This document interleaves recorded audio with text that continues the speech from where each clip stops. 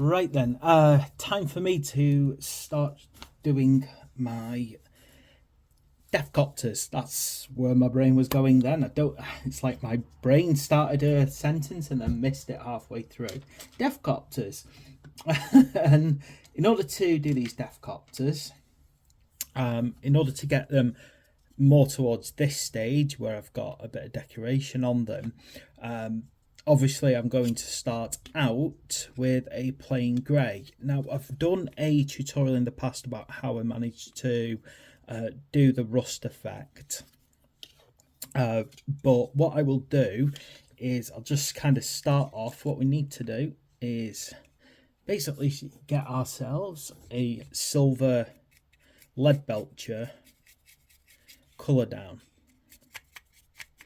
Now, because it's a very big model, I'm gonna try and work as fast as possible to save my sanity, because I don't really feel we need an entire video of me,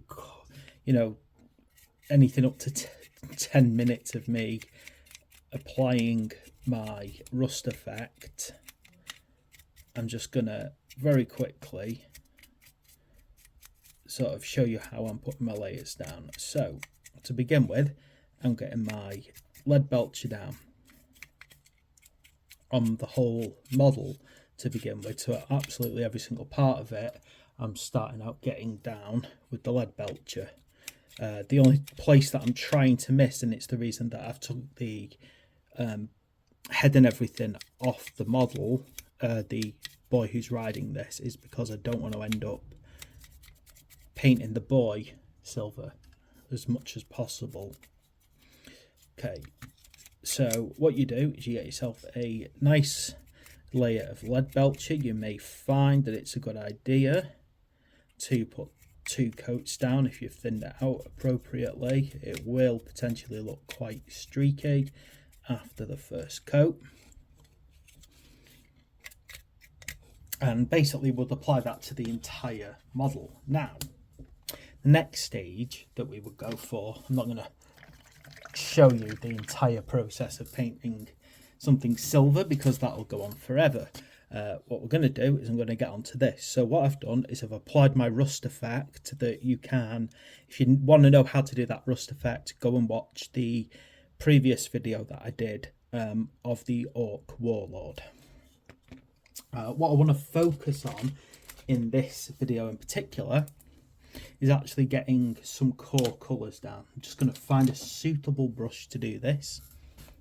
So what we need is some McCrag base colouring.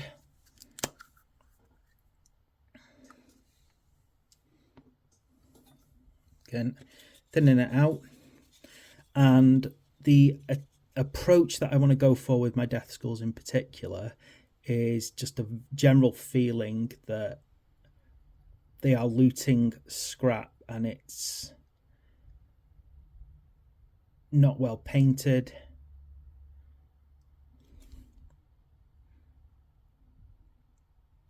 Unlike some of my other orcs where I'm trying to get like good solid colours on for the most part, I really want my Deathskulls to feel just completely like lazily done, and that's the approach that I'm trying to go for on these, which is why you'll see that instead of like making brush strokes, I'm very much dabbing the paint on,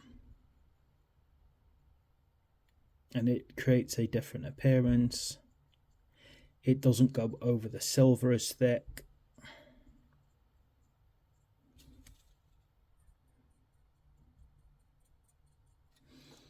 I'm thinking about where the paint would apply the worst as well, like the least evenly, because I really want the rust effect to be apparent.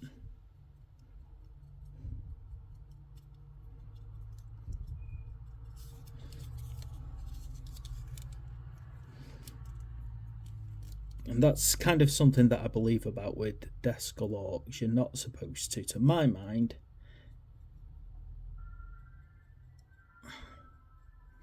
in any way make them look neat and tidy.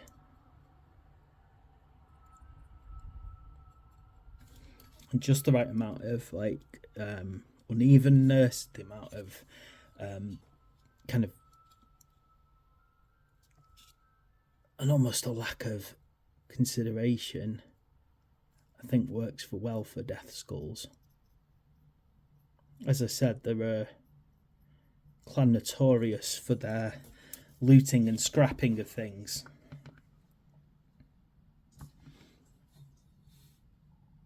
And in that case, I just kind of feel like they wouldn't really make much effort when it comes to getting things nice and tidy.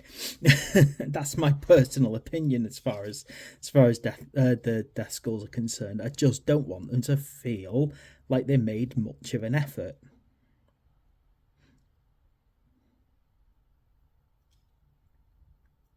I mean, you could go even further with this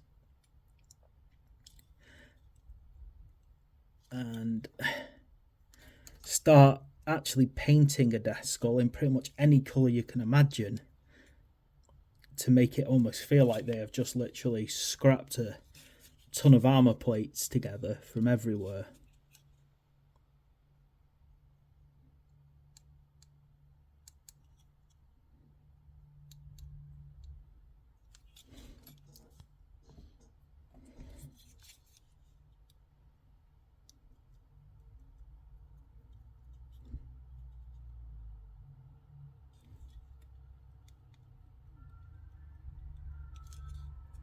There we go, and that's how I'm basically going to apply all my blue colours across it.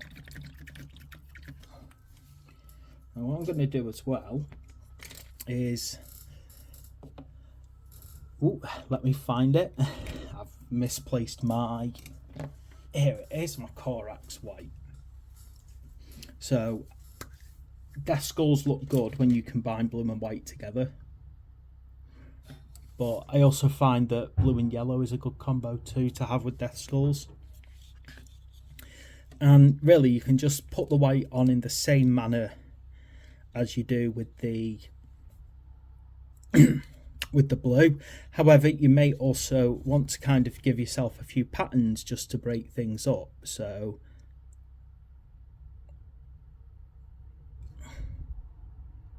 what I'm going to do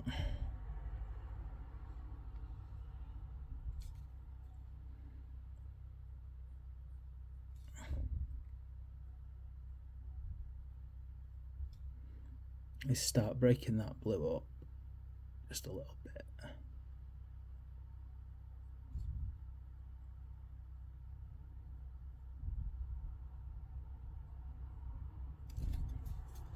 With a nice kind of little V shape. I want to make sure that it's ending in the same place as well. That's the only problem I've got.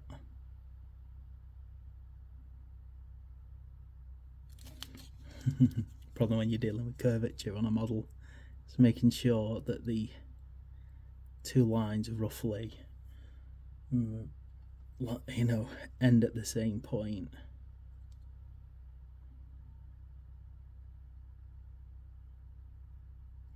So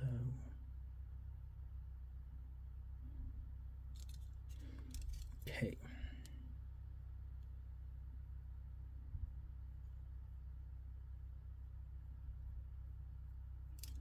Right, and you can do that. You can do, like I said, I've really gone for sort of lines on that one. If you want to, and you get yourself a fine enough brush, you could potentially put some checkers on parts of it. So you may decide down here on the jaw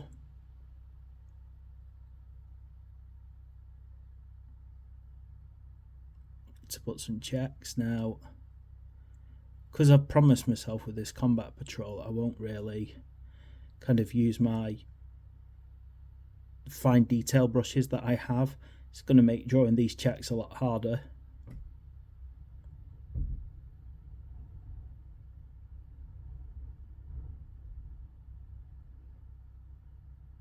But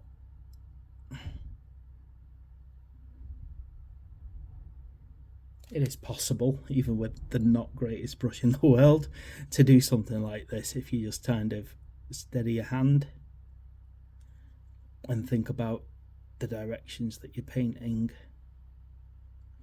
Now, the only problem is I've got to do it on the other side now and actually try and repeat that pattern on the other side. So it's three white in the middle, 2 white at the bottom that I want to go for. Not that anyone's going to judge me if I don't manage that, but I just feel if I can, I'm going to see if I can manage it. So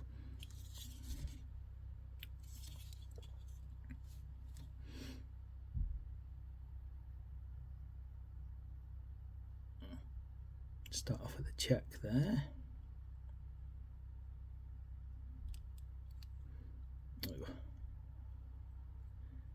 It's the problem with using a brush that isn't exactly fine detail for doing fine detail work, but I don't want to go getting out my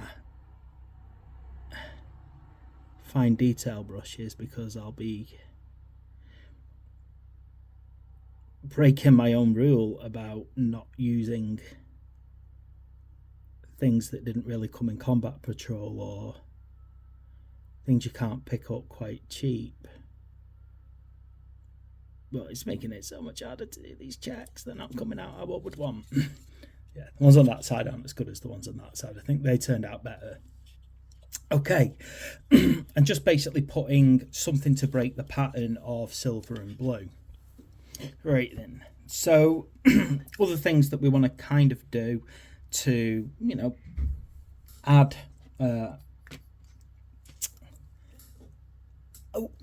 is do things like the missiles. So I'm going to get some red going, and this is one of the things about the Deathskulls. You could actually, as I said, go completely nuts and just do them in a plethora of contradictory colours if you wanted to, because you can just get the feeling that they scrap and steal from everyone else, and that's it really. Don't feel, you know, if you do it right, you could potentially really give the impression that they're nicking everything off everyone they can. But I think obviously for the front of the missiles, just a nice little bit of red.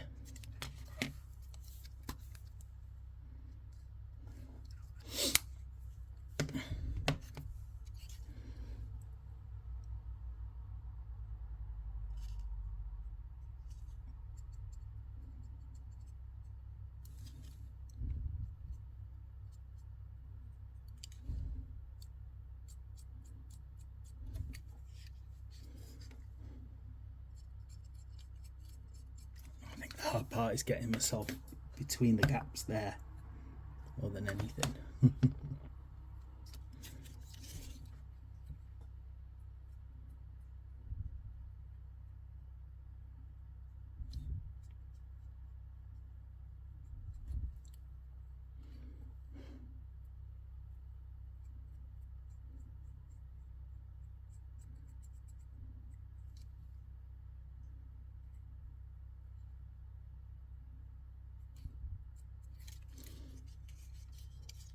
Okay.